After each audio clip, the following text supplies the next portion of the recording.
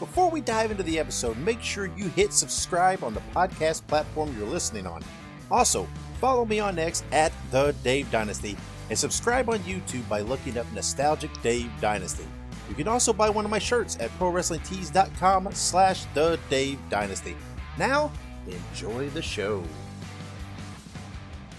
Welcome to 1 hour of the toughest, roughest wrestling you'll ever see. That's right, Dick the Bruiser said it all. The big question, have you got the endurance? Have you got the brains to get past the excellence of execution? Where are all the gutless American wrestlers? Step in the ring with the Baron and face the praise. The reason why Axe and myself were put on this earth is to demolish people. Bobby Heenan, is a very good-looking sport coat you've got on. Yeah, and I paid for mine. Mine isn't government issue. Hello, everybody. Lance Russell and Dave Brown right along ringside. And by golly, we're ready to go with another big week of championship wrestling.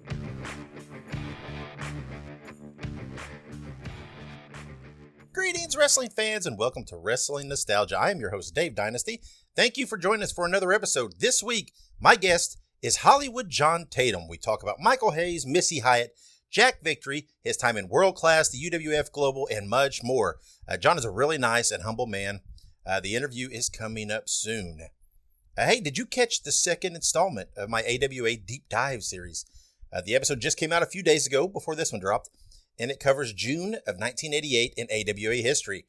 We talk about Jerry Lawler, Wahoo McDaniel, Manny Fernandez, the beginning plans of what would become Super Clash 3, and much more. So be sure to give that a listen. Again, it just dropped a few days. It's the previous episode to this one. So go give it a listen. Hey, if you're subscribed, you get these, right? Just hit the subscribe button right now. I'll wait for a moment so you don't, let's do it so you don't forget. Okay, are we good? Did you hit it? Thank you. I appreciate that. See, now you won't ever miss an episode of Wrestling Nostalgia. Anyway, I joke with you. Let's take a break. And when we come back, we'll have our guest, Hollywood John Tatum.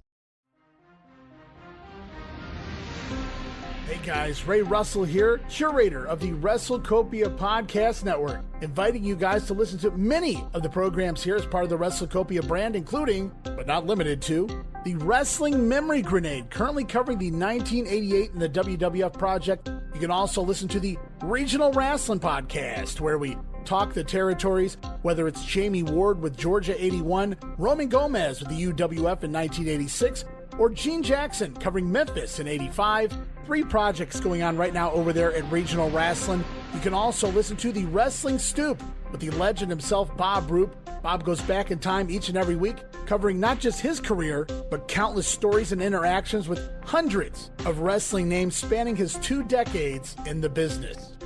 But that's not all. You can also check out the Pro Wrestling Academy with the professor of Pro Resu, Mr. Dan Ginnity. Dan and I go back in time and cover the history of Japanese professional wrestling in the English language. And you can listen to all of those shows and more, all part of the WrestleCopia Podcast Network, located over at WrestleCopia.com. That's WrestleCopia.com, and anywhere your podcast streaming needs are met, from Apple to Spotify, Pocket Cast, and beyond. And while you're at it, why not subscribe to our social media guys for all the latest goings on here at the WrestleCopia Podcast Network. Plus, I'm constantly adding old school video clips and pictures from throughout wrestling history. You can follow us over on X, formerly Twitter, at Wrestling Grenade. That's at RASSLIN Grenade. Also, follow and like me, Facebook.com/Wrestling Grenade. And why not subscribe to YouTube.com/Wrestling Grenade. So if you're looking to support that next up-and-coming podcast brand, please consider making it WrestleCopia.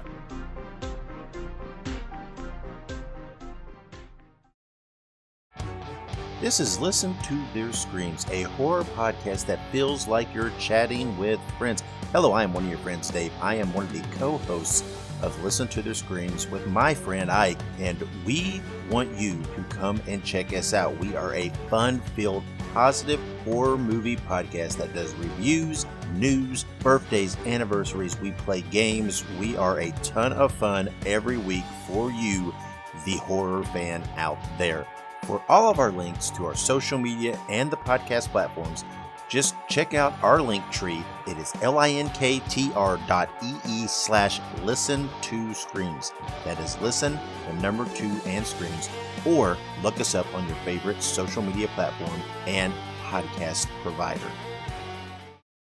And welcome back to Wrestling Nostalgia. This time I'm being joined by Hollywood John Tatum. John, how are you? I'm good, thank you. Yeah, so let's talk a little bit. You grew up in the Pensacola area, and I heard that you were childhood friends with some other future wrestlers. Tell us about that. I grew up with my next door neighbor was Michael Hayes, and Michael's father was died in service for the country at a young age, and his mother did not remarry, date, any of that, but they were our neighbors, and our family unit, we accepted them like they were our family. So we were kind of like one big family, but that's who I grew up with. Right, and then obviously I got into wrestling. Yeah, Michael. I mean, Michael broke in at a pretty early age, and then kind of trained you and brought you in. Is that right? Yeah, that's right. Michael lived in Atlanta, Georgia, when I was 22-ish years old, and was working in professional wrestling, and he knew I was interested in, because we grew up watching wrestling together and wrestling against each other in our beds, wrestling on the beach in front of Ricky Gibson, trying to get attention as a kid, flipping around. But anyway, where was I at, brother? Help me. No, talking about Michael bringing you in, helping you get into wrestling. Yeah. Well, I moved to Atlanta in, say, 1980 with Michael, and Terry Gordy, Michael, and Buddy when he could. And God bless him, a guy named Jimmy Powell, Terry Gordy's cousin. He had a wrestling ring. He would set it up in his backyard, and the Freebirds in this Jimmy Powell's backyard in the heat of the summer, when they had a minute off from wrestling, they came over and worked with Jimmy and I in this ring. So that's where I trained, is with Gordy, Buddy Roberts, Michael Hayes, who were fighting the Von Erichs, blah, blah. They really fought hard. So I was trained by guys that were serious. They didn't play. They didn't communicate with the other side. It was a totally kayfabe situation where good guys didn't associate with bad guys, back in the day. But anyway, I learned from Hayes and Gordy, who helped me the most, and Jimmy Powell. But I learned from them, and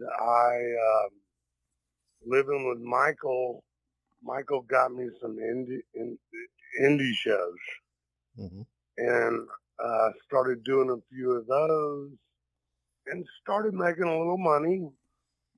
So Michael basically said, all right, let's get you an apartment. And I went into the Falcons Rest in Atlanta, Georgia. That was 50 wrestlers lived there. Grew up, that's where we lived. Yeah. The Falcons Rest. Right next to the very first Chick-fil-A. in the whole country. Yeah. But I started working in indie shows, and I got a Michael called Owens in Portland, Oregon, and said, my cousin, best friend down here, I want to get him in the business. Can you put him to work full time? Yeah. And I was going from Indy to up to Don Owens in Portland. Portland, yeah. Yeah. Well, Michael, because I'm coming from Atlanta in my car, Michael's like, let me see if I can get you booked somewhere in between and make you a little cash for gas to get there. Yeah. So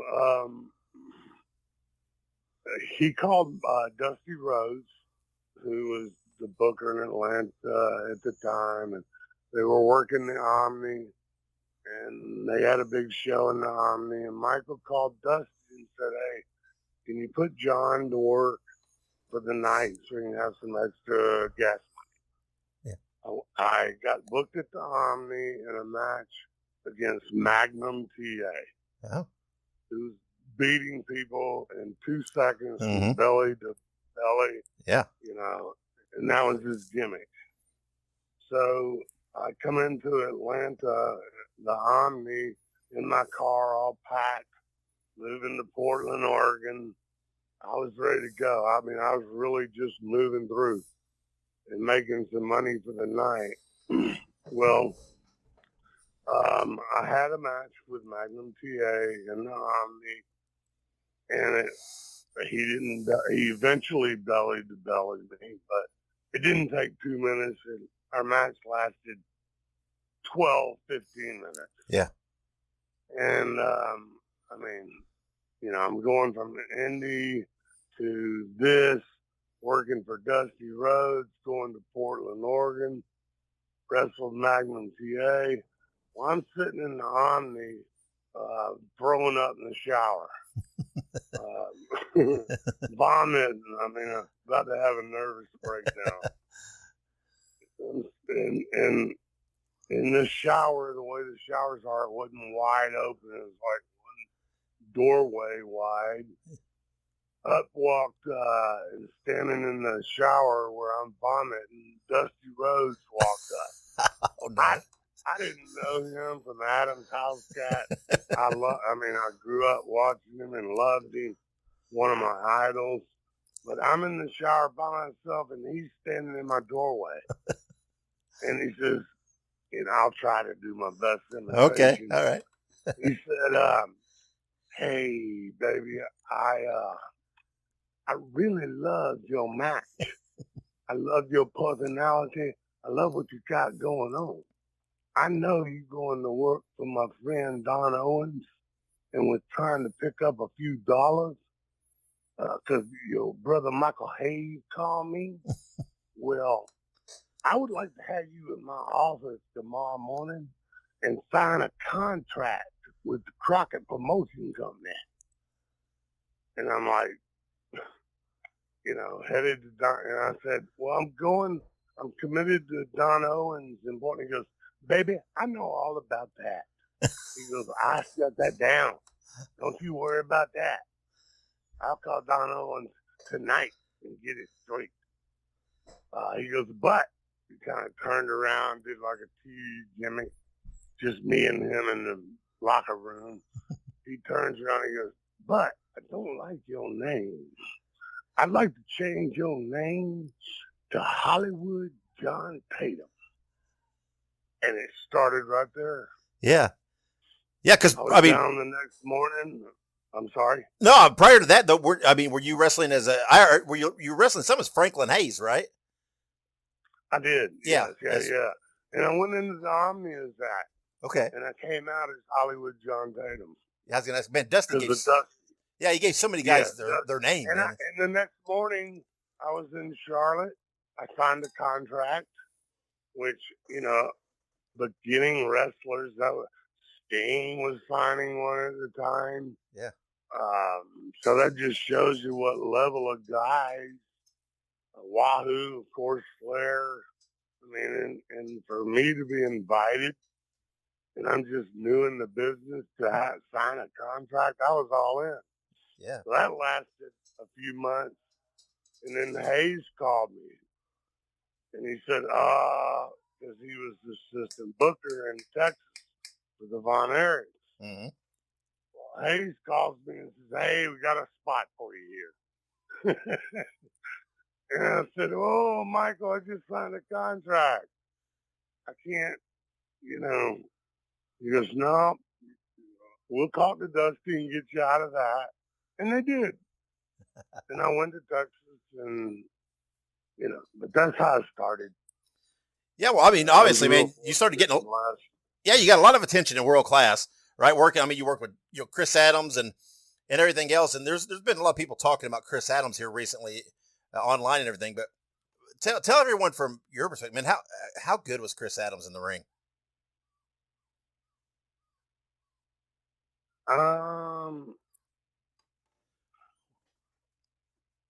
I mean, everybody knows about Chris and his problems, right? But did it affect his work? Right. I mean, yeah. He was a professional, personally. Like my mother always said to me, if you ain't got nothing nice to say about somebody, don't say anything. All right, well. So I just rather shut my mouth. Yeah, that's fine. I did like him. Yeah. I like his family, his daughter, his wives. I liked them all. Loved them all. Loved Gino Hernandez. Mm-hmm. Loved them all. But he wasn't my favorite person on the planet. Yeah. I ain't gonna lie. Yeah. And only because the way he spoke to people. Right. Did not. I'm a nice guy. I don't want to hurt anybody's feelings. Uh-huh. I do it for my job on TV. I might try to hurt your feelings, but outside of wrestling, I ain't gonna hurt your feelings. He and I didn't see eye to eye on that. So, to each his own. Right. Yeah. To each his own. Well, another thing you're kind of known for early in your career is, you're on screen, and then there's, of course, an off screen, your relationship with Missy Hyatt. When did you meet Missy Hyatt? Where were you at when you met her? Well, I was living with Michael, and as soon as I went to the Falcons Rest in Atlanta, I met Missy through my independent wrestling. I was managed by General Homer Odell. Oh, yeah, Homer Odell, yeah. Well, this girl, Missy Hyatt, knew that Homer lived there and I lived in the Falcons Rest. Well, Homer asked me, would I meet this girl? And it was Missy Hyatt. Yeah. And it just progressed from there.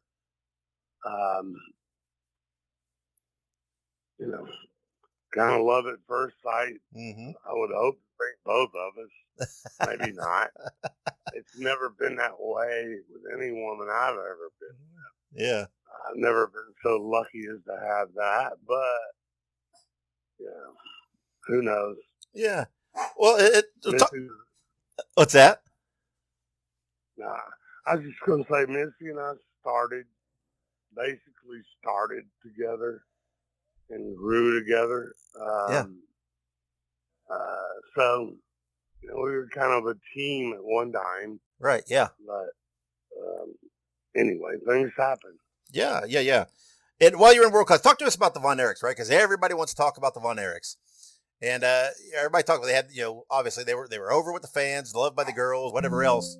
But, a lot of people talk about how, sometimes they were a little tough to deal with, a little tough to work with.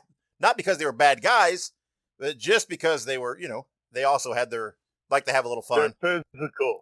Yeah. They're physical. Yeah, and Oh, is that not? Whoa. No.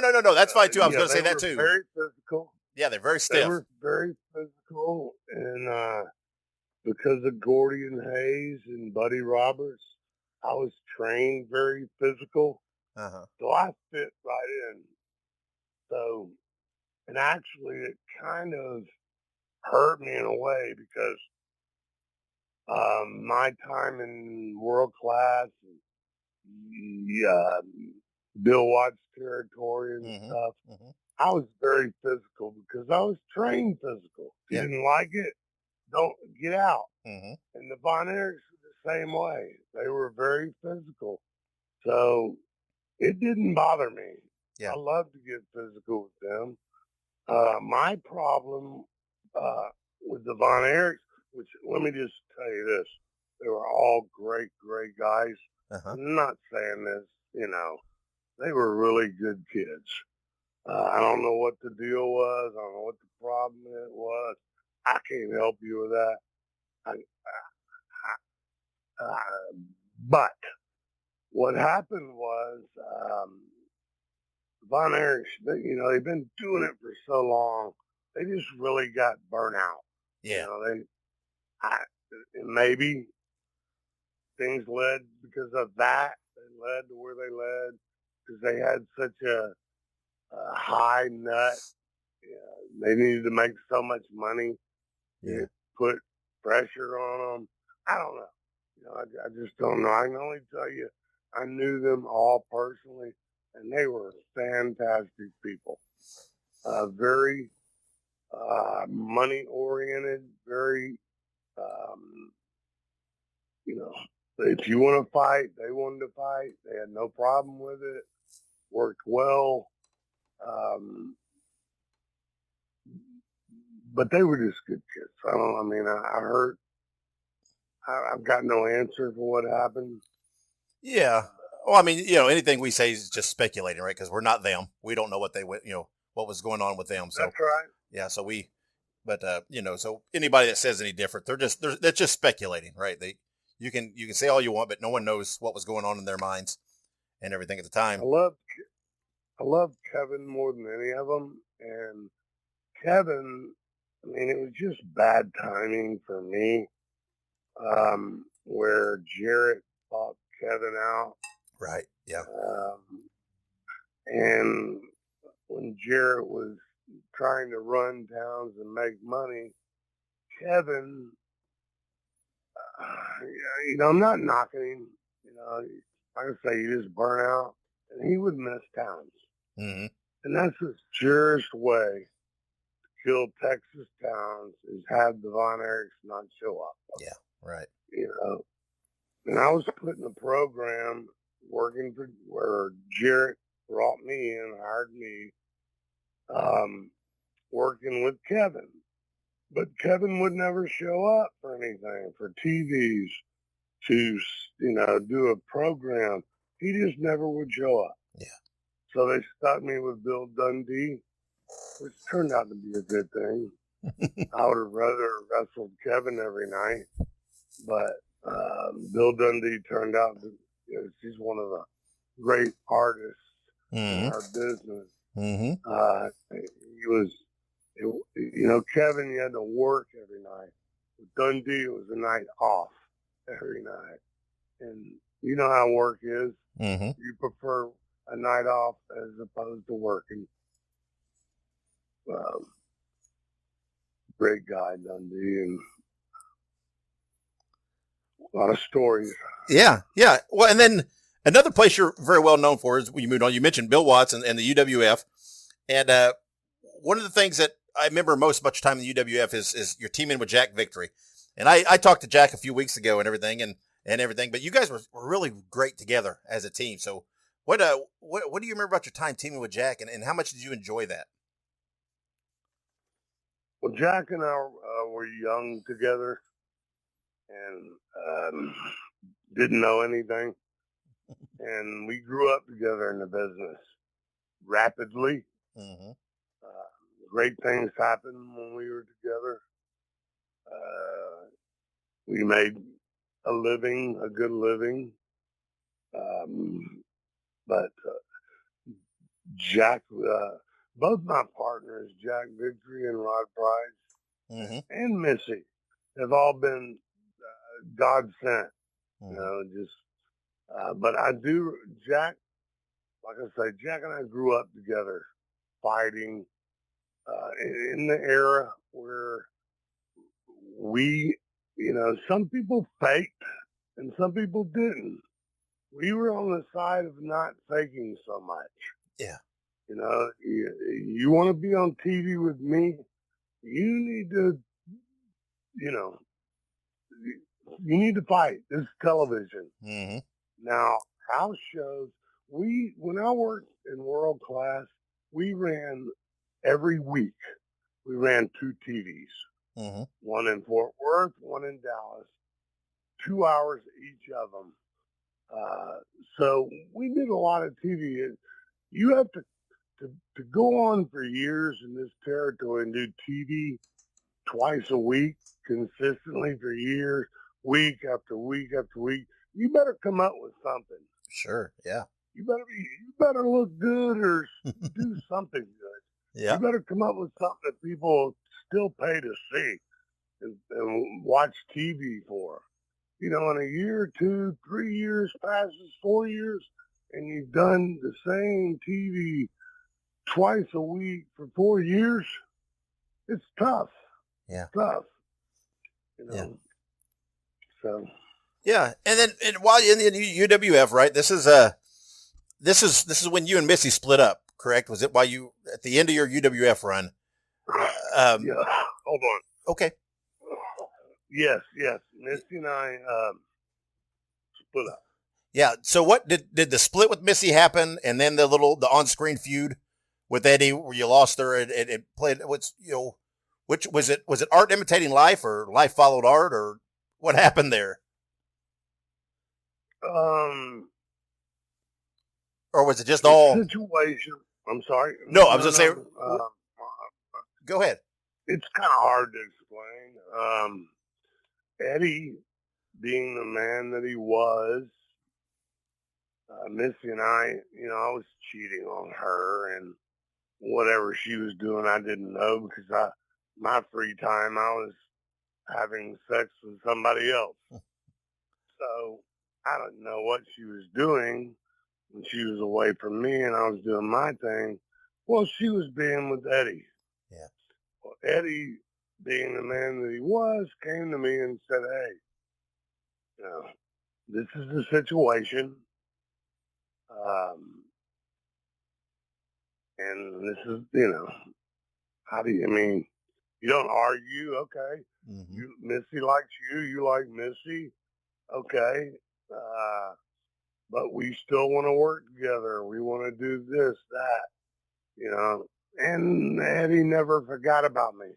Yeah. I liked Eddie. Eddie was a great guy. He was a gentleman, handled things professionally. So I got nothing against him. Yeah. We were able to work with each other and be friends. Yeah. Have you ever run into Missy since you guys left? Parted professionally? Absolutely. Yeah. Are you guys still able to? Yeah. Everything. Is everything still civil between you guys? Everything good? Missy been living in Tallahassee for a long time. Oh yeah. And I live right up the road. And we've gotten together for a while or two, nothing. Yeah. Just old friends, a little, I guess, double booty call. Nothing wrong with that. There you go. Yeah. Well, she's beautiful. Yeah. And she's actually, Missy's a great girl. Inside out. Shouldn't have said actually. Yeah. She truthfully is one of a kind, very caring, very different than what the persona is, which is, that's an art in herself, to be able to pretend like you're something else and actually not be that. What a great actor. Yeah. She's very good at it, but she is a sweet girl. Loved her family. Right before her mother died, spent a little time with them both in Tallahassee. Great parents.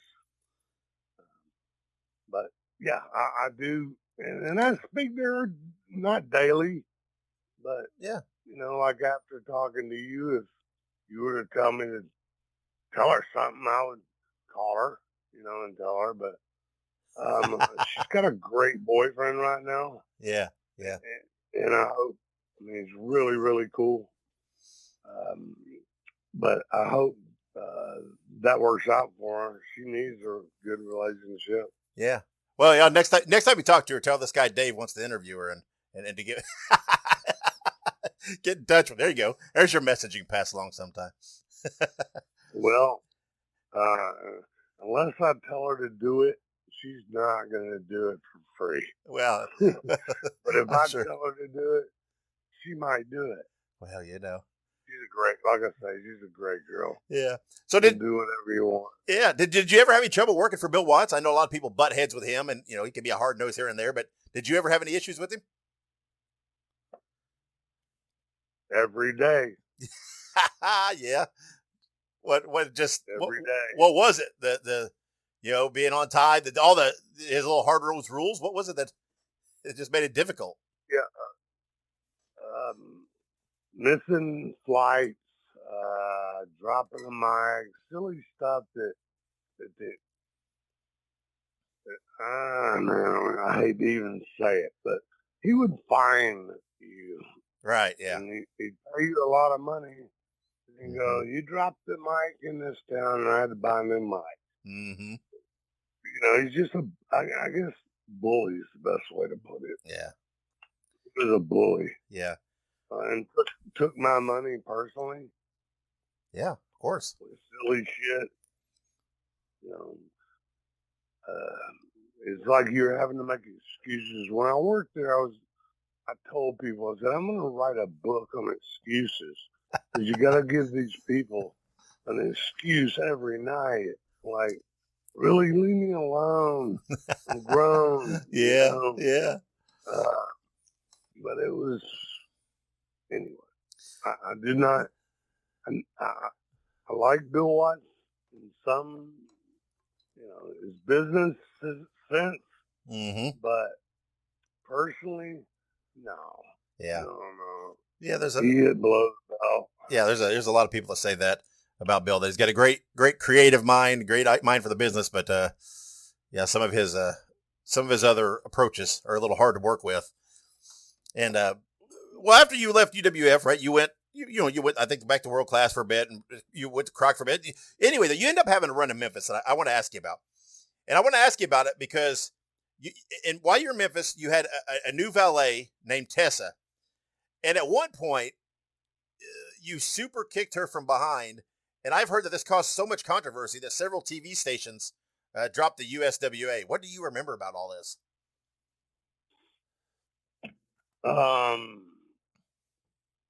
Well, actually, the most memorable part of all of it to me is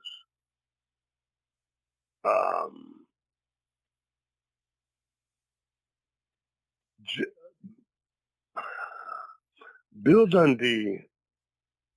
I was seeing Tessa like Missy, but Tessa and I were close, and Bill Dundee liked her. And he told me, said, I like her.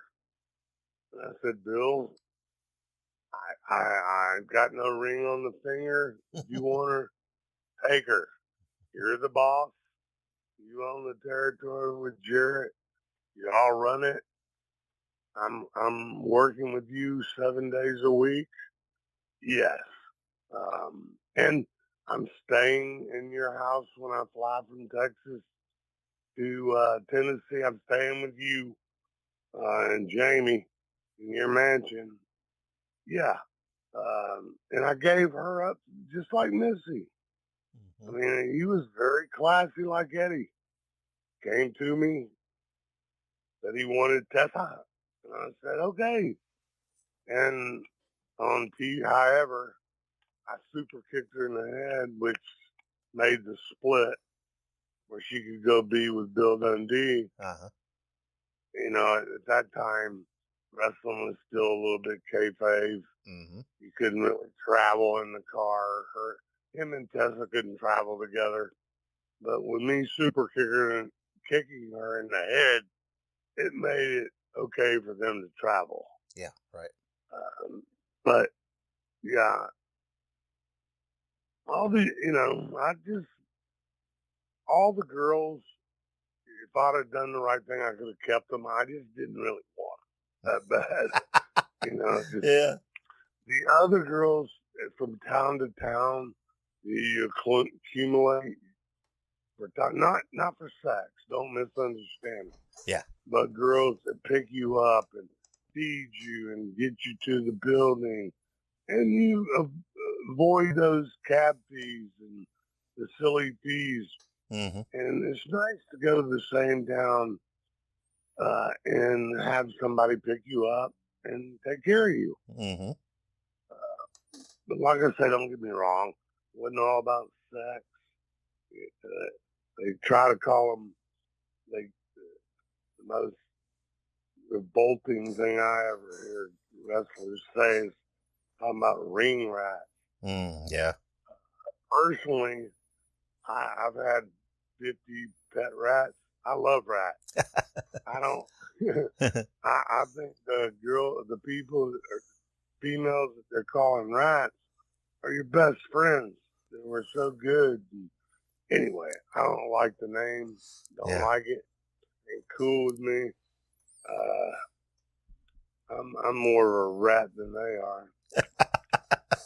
Well, then like you said, you wrestled in Global. You teamed with Rod Pricelot there, another team you're very well known for.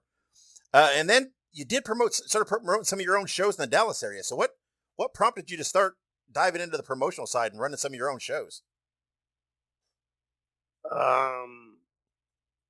Well, the promoters asked me to work for them, and I worked, and I just was at the age and been around wrestling long enough to know. First of all, I could call Michael every night and discuss it with him, which made it where I made things better because he would help me, and it gave me a booking position where I said what happened every match. Yeah. What was the outcome? What was the reason to do it? Blah, blah. I made it where you came back and you wanted to come back to that event next week, which is the important part. Got to make the dollars go up. Sure. Yeah. Are you still in touch with Michael Hayes? You guys still talk regularly, I suppose?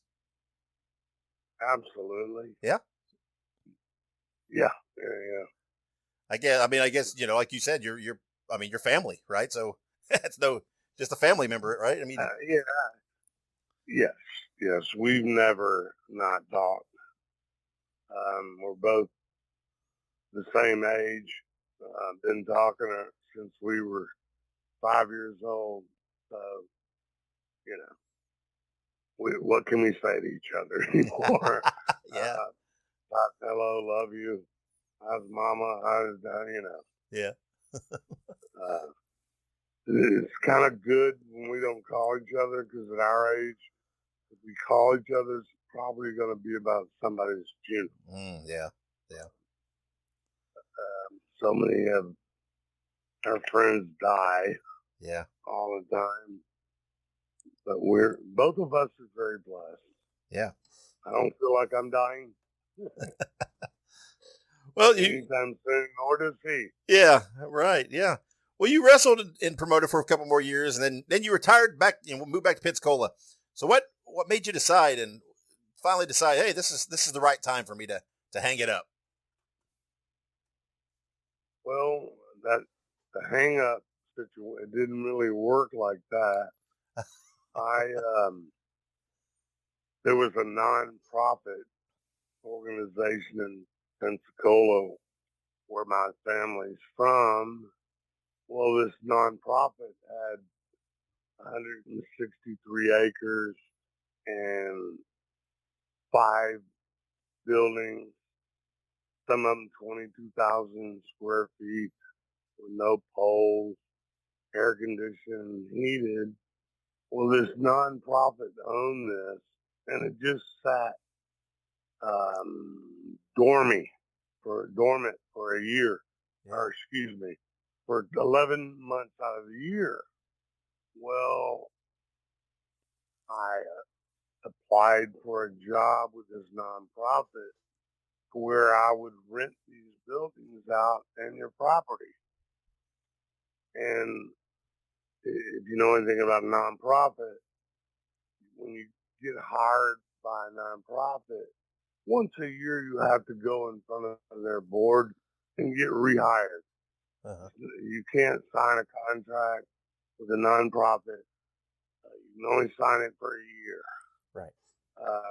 So once a year, when I was offered the job, it was great money. I think at the time it was around $45,000 in '93.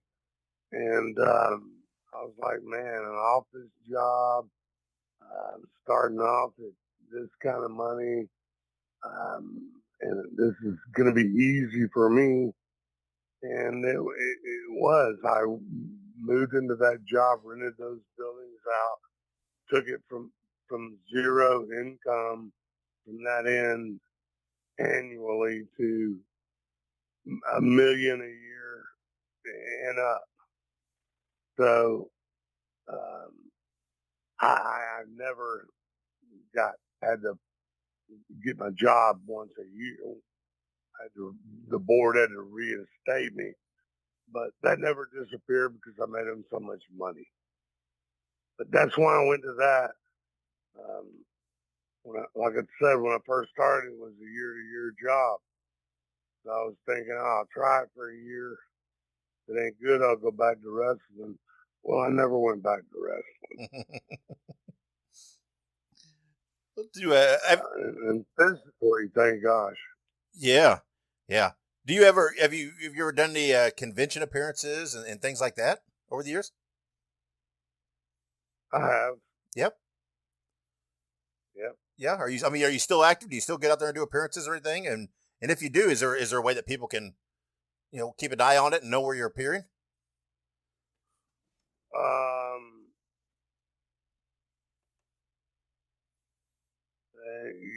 No.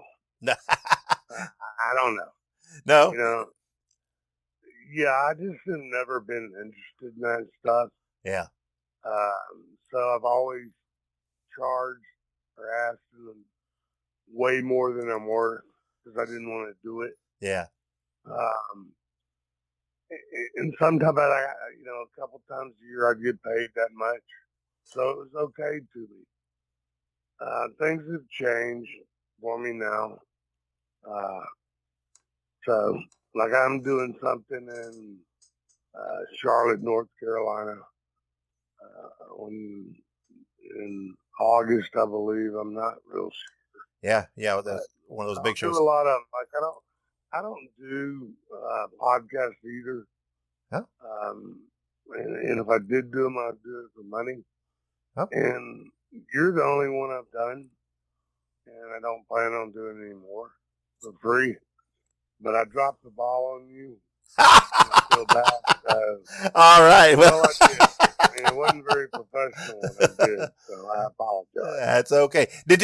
Were you down? Did you go down to were you at Barry Rose's thing that he had a few months ago? I can't remember who all was down. I can't remember who all was down there. I know Barry Rose does some events there and kind of southern. I think there's more southern Florida, but I'm not sure what. I don't know Barry Rose. Okay, gotcha. Yeah, I know. Never heard of him. Okay, I know he runs some events down there. So, well, do you still watch wrestling at all? Are you a fan, or is it just it's not what you remember? So, I do. Yeah, I did. Yeah, because when I do talk to Michael, if I have an opinion, I'll give my opinion. Yeah, of course. I don't want to. Yeah, of course. He still works for WWE, right? Yeah. I'm sorry. I said, yeah, of course. He's still working there. So, yeah. Yeah, there's sometimes I'll see somebody, and I'll mention it to him. They've got some great talent there. Yeah, they do. It's a different product, but there's still some talented people out there. Yeah, that was my downfall. Was when Vince McMahon made an offer to me, I laughed because I took wrestling more real than what WWF was trying to do. Yeah. So I told Vince I wasn't interested in his goofy shit. Yeah. Well, that's why, So could have made a lot of money with him and for him, but so it is what it is. Yeah. So what year was that? What year did Vince make you an offer? Around.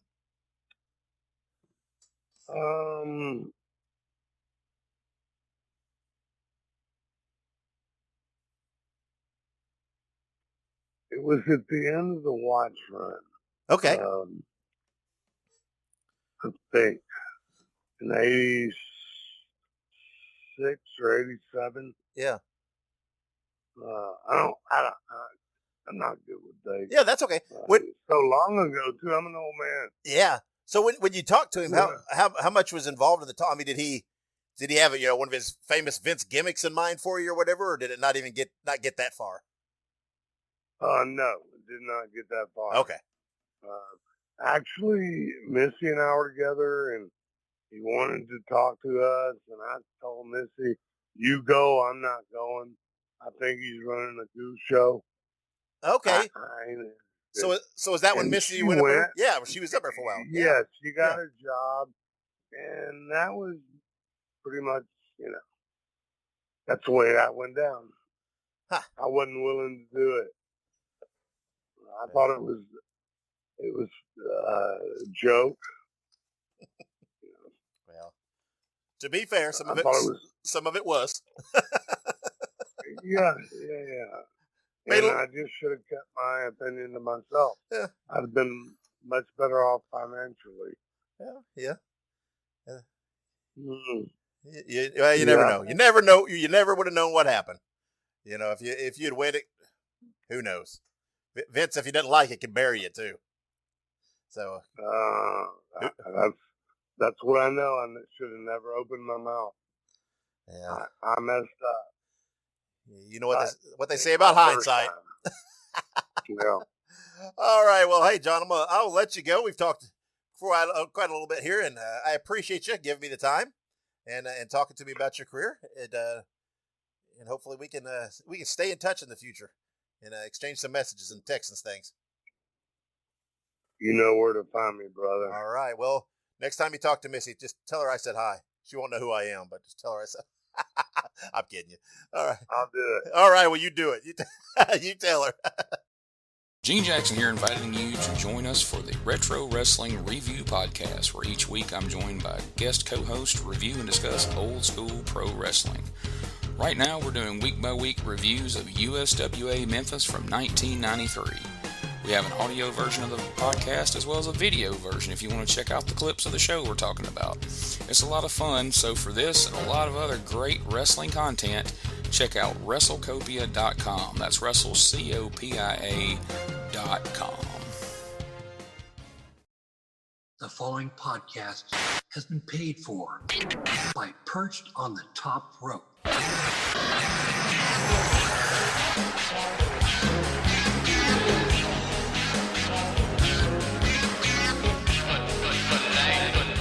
What's going on, everybody? I'm former Dirt Sheet writer from Sportskeeda, Ringside News, The Sportster, The Richest, and Daily DDT. I am Lee Walker. And ladies and gentlemen, I have a podcast named Perched on the Top Rope. We are on Chartable's Top 250, and we have several interviews with the names of Booker T, Kevin Nash, the Young Bucks, and all sorts of current superstars from AEW, NWA, MLW, legends from WCW, ECW, and over 30 WWE Hall of Famers. I hope you come and check us out. We are everywhere and everywhere podcasts can be found. It's Perched on the Top Rope. And if you're not in the mood to listen to those interviews, you can go to youtube.com/perchedonthetop and watch those interviews also. Fans, remember, spoiler freeze, the way to be. I'm out. Thank you to John Tatum for coming on the show and doing that interview with me. What a gentleman. What a great guy to talk to. Fun conversation. I hope to touch base with John again in the future, dive a little deeper into certain things. Until then, make sure you follow me on X. I'm at the Dave Dynasty. That's the best way to know what's going on with me, my classic wrestling posts on YouTube, my classic wrestling posts online, because I post lots of newspaper clippings, photos, dates, particularly from the WWA Indianapolis. Lots and lots of good stuff. So make sure you follow me there so that you don't miss anything. Also, go check out the WrestleCopia network of podcasts. The shows are all fun listens that shine a light on wrestling history. Go to WrestleCopia.com and check them out. And also be sure to check out my friends at the Ultimate Classic Wrestling Library. Go to ClassicWrestling.net or download their app on all of your devices. Now, next episode, my guest will be the Tennessee stud, Ron Fuller. This was an amazing and fun interview. I could listen to Ron tell stories for hours. We talk about his family's wrestling history, the Knoxville 5 and Plan B, Bob Armstrong, Jeff Van Camp, Dick the Bruiser, and of course, we talk about Southeastern and Continental. Again, this is an amazing interview and one you definitely don't want to miss. But hey, you're not going to miss it, right? Because earlier in the show, you clicked that subscribe button for me, right? You didn't lie, right? Okay. Anyway, make sure you are subscribed so you don't miss that. You want to hear it. Me and Ron just had a great conversation. It was a lot of fun. Lots of laughs, history, stories. I mean, it was just a blast. It's such a blast. Again, and Ron's the guy. After we got done, it's like, hey, man, we need to do more of that in the future. Let's do this again sometime. And I'm like, okay. So Ron will be back on in the future to dive a little deeper into some of that stuff. But along with that, I have lots of great episodes coming up in the future. Some really great interviews. I got a few lined up that are rare and first-time podcast guests that are going to be just absolutely amazing. Plus, I'll continue on the AWA deep dive episodes. I have some ideas, rumbling around to do some other historical deep dives on things and people and talents and different things like that. So make sure that you don't miss anything. You're subscribed now, though, so you'll never miss an episode. But make sure you check us out every week here on Wrestling Nostalgia. So until next episode, when we have the Tennessee stud Ron Fuller on, I leave you with, wherever you go and whatever you do, be good, be safe, and always keep on growing. Fans, we brought you All-Star Championship Wrestling. This is Sam Menaker thanking you for being with us and saying until next time, so long everyone.